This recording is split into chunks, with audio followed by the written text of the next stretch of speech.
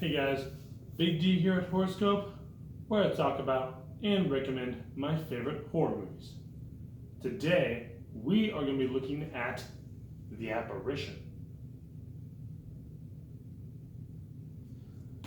So, this movie is about a young couple who, along with their friend, they conduct a seance. Now, during the seance, their friend is dragged away by an unseen presence and presumably killed. We don't see what happens. Then later on, that same couple, they try to contact their deceased friend, only for them to unknowingly invite an evil spirit which begins to haunt them and torment them. They then reach out to a paranormal specialist to try to help them stop it. That's pretty much the plot. So, let's talk about the good. You got Sebastian Stan, who was, for most fans, was in the Marvel Cinematic Universe as the Winter Soldier. You got Ashley Greene, who previously was in, I believe, the Twilight franchise. She was the vampire Alice. She had visions. And of course, Tom Felton. There's also a really spooky and creepy atmosphere that it does a pretty decent job of making you feel uneasy and at the edge of your seat. The cast does a pretty solid job. They at least do the best with what they're given.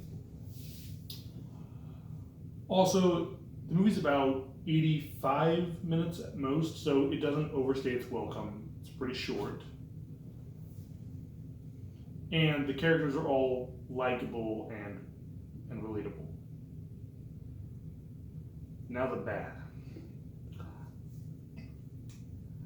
First off, the biggest one is the studio brought a director who had never directed a full-length feature before. I think the guy's name was Todd Lincoln. He had worked as a visual effects for the original From Dusk Till Dawn. He directed a segment for VHS Viral, and that's pretty much his experience prior to this movie. So he doesn't have a whole lot of experience with horror. Also, there are a couple of really dumb decisions made by our characters. In that first opening sequence, they conduct a seance. In most horror movies, that has never gone well. And then later on, the couple does another one to contact their deceased friend. It's so painful that these characters have not learned that that is a bad decision in a horror movie.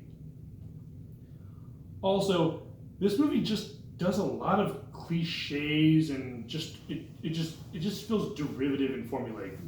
And what I mean by that is you have doors slamming shut and opening all by themselves, or chairs sliding across the rooms inexplicably for no reason. And there are other horror movies that do this better than this one, and there are those that do it worse. This one's just kind of in between. So, overall, I'd probably give it maybe a 2 out of 5 skulls. Like I said, the cast is good. The characters are likable. The atmosphere is spooky and creepy and unsettling. And the plot time is fairly short.